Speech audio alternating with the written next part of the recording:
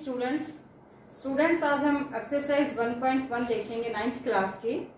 और इस एक्सरसाइज में हमने 9th क्लास की फर्स्ट एक्सरसाइज है, इसमें सॉल्यूशन देखेंगे कि सॉल्यूशंस क्या है। इसमें सबसे पहले क्वेश्चन में तो पूछा हुआ 0 एक अपरिमेय संख्या है क्या, और क्या इसे p बटे क्यू के रूप में व्यक्त कर सकते हैं। हाँ लिखेंगे हम हाँ। जो शून्य है, शून्य मतलब 0 एक परिमेय संख्या है, परिमेय संख्या है। परिमेय संख्या है तो p बटे क्यू के रूप में होगी वो, तो इसको p बटे क्यू को 0 है, 0 को 0 बटे में 1 लिख सकते हैं, ये होगी p बटे क्यू के रूप में। यहां p जो है वो 0 होगा और क्यू होगा 1। इसी प्रकार हम एक और लिख सकते हैं, इसको 0 बटे 5, तो ये भी p बटे क्यू के रूप में है।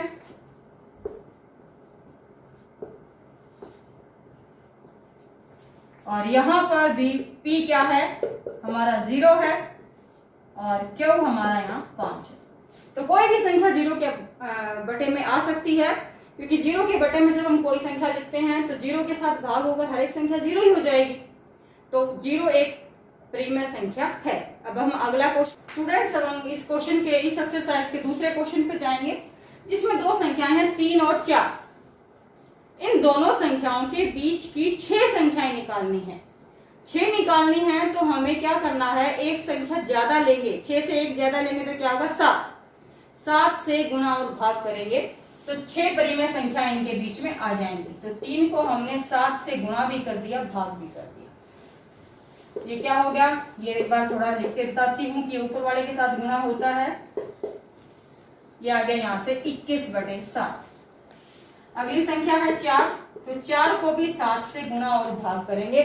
7 क्यों लिया, क्योंकि इनके बीच की 6 परिमेय संख्याएं चाहिए थी, इसलिए उससे एक ज्यादा लेंगे 7। तो 4 गुणा में 7 बटे में 7, 28 बटे 7। 3 तथा 4 के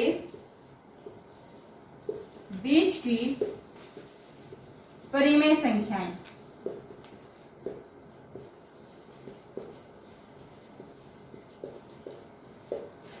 क्या होंगी, देखो ध्यान से, ये है 21 बटे 7 और ये 28 बटे 7। 21 और 28 के बीच में कौन कौन सी संख्या होती है, 22 होती है। 22 बटे 7, बटे में 7 सबके रहेगा। फिर है 23, 23 बटे 7, 24 बटे 7, 25 बटे 7, 26 बटे 7 और उससे अगला है 27 बटे 7। तो इन दोनों संख्याओं के बीच के लिए हमने 21 और 28 के बीच में आप गिन सकते हो, ये हमारी 6 संख्याएं आ गई हैं, 6 परिमेय संख्याएं हो गई हैं इसके बीच में, 3 और 4 के बीच में। अब हम नेक्स्ट इसके क्वेश्चन नंबर 3 पे जाएंगे कि उसमें भी ऐसे ही परिमेय संख्या निकालनी है। स्टूडेंट्स, अब हम नेक्स्ट इसके 3rd क्वेश्चन में देखो क्या दे रखा है, दे रखा हमें 3 बटे 5 और 4 बटे 5। इनके बीच में 5 परिमेय संख्याएं निकालनी है। कितनी निकालनी है, 5 निकालनी है। तो इन संख्याओं को 6 से गुणा और भाग करेंगे। तो 3 बटे 5 है, इसको हमने 6 से गुणा और भाग कर लिया।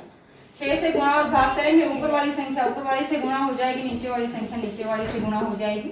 तो ये हमारे पास आ गया है 18 बटे 30। अगला है 4 बटे 5, इसको भी 6 बटे 6 से गुणा कर दिया, 6 से भाग कर दिया। तो 4 गुणा 6 हो गया ऊपर, और नीचे है 5 गुणा 6, 24 बटे 30। एक तो इन संख्याओं में क्या सबसे मेन होता है, ध्यान रखो कि इनका जो हर है, नीचे ये हर, इसका भी सेम एक जैसा होगा। इसका हर 30 है तो इसका हर भी 30 होगा। फिर हम ऊपर वाली संख्याओं के बीच की संख्या लिख लेंगे। ऊपर हमारे पास दे रखा है यहाँ पे 18 और यहाँ 24, तो 18 और 24 के बीच की संख्याएं हम लिख लेंगे। तो 3 बटे 5 तथा 4 बटे 5 के बीच की परिमेय संख्या, 5 परिमेय संख्या लिखनी हमें।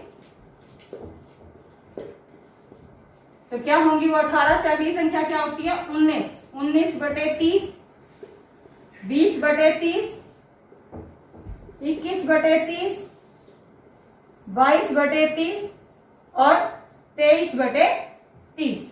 ये 5 संख्याएं आगे हैं जो इनके बीच की आई है। और कहां से ली हमने? बटे में 30 दोनों के था, 18 और 24 के बीच की संख्या ले ली। 18 और 24 के बीच में 5 संख्याएं थी। तो ये हमारा थर्ड क्वेश्चन कंप्लीट हो गया है।